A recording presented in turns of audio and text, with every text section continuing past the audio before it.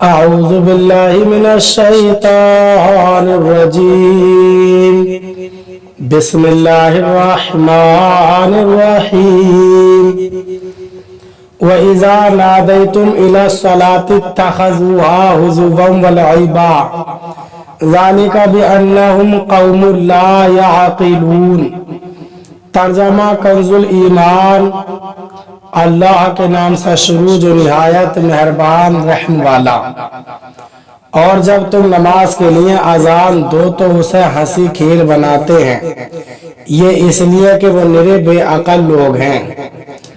ترجمہ کنزُل عرفان۔ اور جب تم نماز کے لیے اذان دیتے ہو تو یہ اس کو ہنسی مذاق اور کھیل بنا لیتے ہیں، یہ اس لیے ہے کہ وہ بالکل بے عقل لوگ ہیں۔ وَإِذَا نَادَيْتُمْ إِلَى الصَّلَاةِ، اور جب تم نماز کے لیے اذان دیتے ہو۔ اس آیت کے بارے میں قلبی کا قول ہے کہ جب سرکار دو عالم صلی اللہ علیہ وسلم کا مؤذن نماز کے لیے اذان کہتا اور مسلمان اٹھتے تو یہودی ہنستے اور تمسخر کرتے۔ اس پر یہ آیت نازل ہوئی۔ مفسر سعدی نے بیان کیا کہ مدینہ طیبہ میں جب مؤذن اذان میں اشہد ان لا الہ الا اللہ اور اشہد ان محمد رسول اللہ کہتا تو ایک نصرانی یہ کہا کرتا کہ جل جائے جھوٹا۔ ایک رات اس کا خادم آگ لایا، وہ اور اس کے گھر کے لوگ سو رہے تھے۔ آگ سے ایک شرارہ اڑا اور وہ نصرانی اور اس کے گھر کے لوگ اور تمام گھر جل گیا۔ اس آیت سے 3 مسئلے معلوم ہوئے۔ 1. نماز پنجگانوں کے لیے اذان ہونی چاہیے، اذان کا ثبوت اس آیت سے بھی ہے۔ 2. دین کی کسی چیز کا مذاق اڑانا کفر ہے، جیسا کہ اللہ تعالیٰ نے اذان کا مذاق اڑانے والوں کو کافر قرار دیا ہے۔ ایسے ہی عالم، مسجد، خانہ کعبہ، نماز، روزہ وغیرہ میں سے کسی کا مذاق اڑانا کفر ہے۔ 3. دینی چیزوں کا مذاق اڑانے والے احمق و بے عقل ہیں جو ایسے سفیہانہ اور جاہلانہ حرکات کرتے ہیں۔ اس آیت میں دینی چیزوں کا مذاق اڑانے والوں کا کتنا شدید رد ہے۔ افسوس کہ جو کام یہودی و منافق کیا کرتے تھے وہی کام مسلمان کہلانے والوں میں آتے جا رہے ہیں۔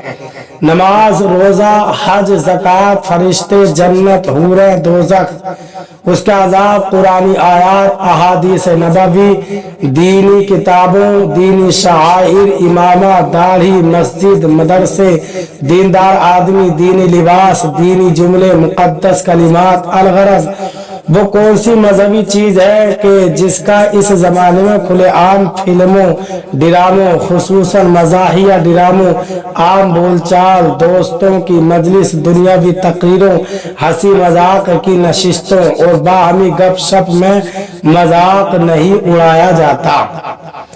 افسوس کہ مسلمان کہلانے والے اسلام کا مذاق اڑاتے ہیں۔ مسلمان کہلانے والوں کو داڑھی، امامہ، مذہبی حلیے سے نفرت ہے۔ مسلمان کہلانے والے کو اذان سن کر تکلیف ہوتی ہے۔ قرآن و حدیث کی باتیں اسے پرانی باتیں لگتی ہیں۔ یاد رکھے کہ دینی شعائر کا مذاق اڑانا کفر ہے اور دین کا مذاق اڑانے والوں کے متعلق اللہ تعالی ارشاد فرماتا ہے وَإِذَا عَلِمَ مِنْ آيَاتِنَا شَيْئًا اتَّخَذُوهَا هُزُوًا أُولَئِكَ لَهُمْ عَذَابٌ مُهِينٌ۔ سورہ جاسیہ آیت نمبر 9۔ ترجمہ: اور جب ہماری آیاتوں میں سے کسی پر اطلاع پائے تو اسے مذاق بناتا ہے، ان کے لیے ذلت کا عذاب ہے۔ اور فرماتا ہے وَلَئِن سَأَلْتُمْ لَيَقُولُنَّ إِنَّمَا كُنَّا نَخُوضُ وَنَلْعَبُ قُلْ أَبِاللَّهِ وَآيَاتِهِ وَرَسُولِهِ كُنتُمْ تَسْتَهْزِئُونَ لَا تَعْتَذِرُوا قَدْ كَفَرْتُمْ بَعْدَ إِيمَانِكُمْ۔ سورہ توبہ آیت نمبر 65 تا 66۔ ترجمہ: اور اے محبوب اگر تم ان سے پوچھو تو کہیں گے کہ ہم تو یوں ہی ہنسی کھیل میں تھے۔ تم فرماؤ کیا اللہ اور اس کی آیتوں اور اس کے رسول سے ہنستے ہو؟ بہانے نہ بناؤ، تم کافر ہو چکے مسلمان ہو کر۔ اور فرماتا ہے وَذَرِ الَّذِينَ اتَّخَذُوا دِينَهُمْ لَعِبًا وَلَهْوًا وَغَرَّتْهُمُ الْحَيَاةُ الدُّنْيَا۔ سورہ انعام آیت نمبر 70 ترجمہ۔ اور چھوڑ دے ان کو جنہوں نے اپنا دین ہنسی کھیل بنا لیا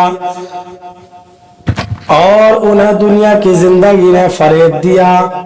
اللہ تعالی مسلمانوں کو عقل سلیم عطا فرمائے اور ان آیات کو سامنے رکھتے ہوئے اپنی حالت پر غور کرنے اور اپنی اس روش کو تبدیل کرنے کی توفیق عطا فرمائے۔ قُلْ يَا أَهْلَ الْكِتَابِ هَلْ تَنْقِمُونَ مِنَّا إِلَّا أَنْ آمَنَّا بِاللَّهِ وَمَا أُنزِلَ إِلَيْنَا وَمَا أُنزِلَ مِن قَبْلُ وَأَنَّ أَكْثَرَكُمْ فَاسِقُونَ۔ ترجمہ کنز الایمان۔ تم فرماؤ اے کتابیوں تمہیں ہمارا کیا برا لگا، یہی نہ کہ ہم ایمان لائے اللہ پر اور اس پر جو ہماری طرف اترا اور اس پر جو پہلے اترا، اور یہ کہ تم میں اکثر بے حکم ہیں۔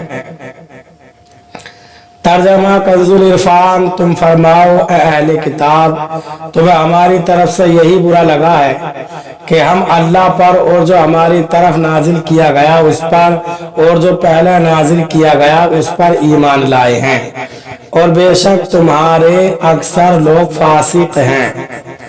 قُلْ يَا أَهْلَ الْكِتَابِ تم فرماؤ اے اہل کتاب۔ اس آیت کا شان نزول یہ ہے کہ یہودیوں کی ایک جماعت نے تاجدار رسالت صلی اللہ علیہ وسلم سے دریافت فرمایا کہ آپ انبیاء علیہ السلام میں سے کس کس کو مانتے ہیں؟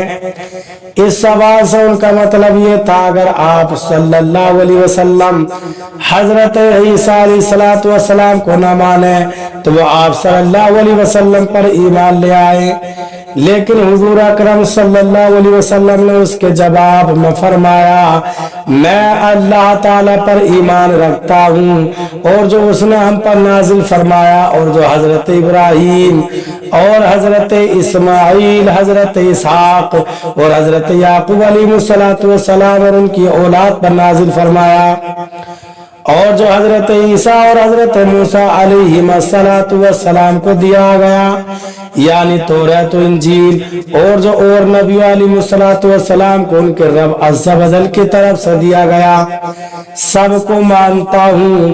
ہم انبیاء علیہ السلام میں فرق نہیں کرتے، کسی کو مانے اور کسی کو نہ مانے۔ جب یہودیوں کو معلوم ہوا کہ آپ صلی اللہ علیہ وسلم حضرت عیسیٰ علیہ السلام کی نبوت کو بھی مانتے ہیں تو وہ آپ صلی اللہ علیہ وسلم کی نبوت کے منکر ہو گئے اور کہنے لگے جو حضرت عیسیٰ علیہ السلام کو مانے ہم اس پر ایمان نہ لائیں گے۔ اس پر یہ آیت نازل ہوئی اور فرمایا گیا کہ کتابیوں ہم تمہارے تمام پیغمبروں علیہ السلام اور تمہاری تمام کتابوں کو حق مانتے ہیں، تو کیا تمہیں یہی برا لگ رہا ہے اس چیز کی وجہ سے جو تمہیں ہمارے ساتھ ہونا چاہیے نہ کہ ہمارے خلاف؟ اللہ تعالی ہمیں قرآن پاک پر عمل کی توفیق عطا فرمائے، آمین۔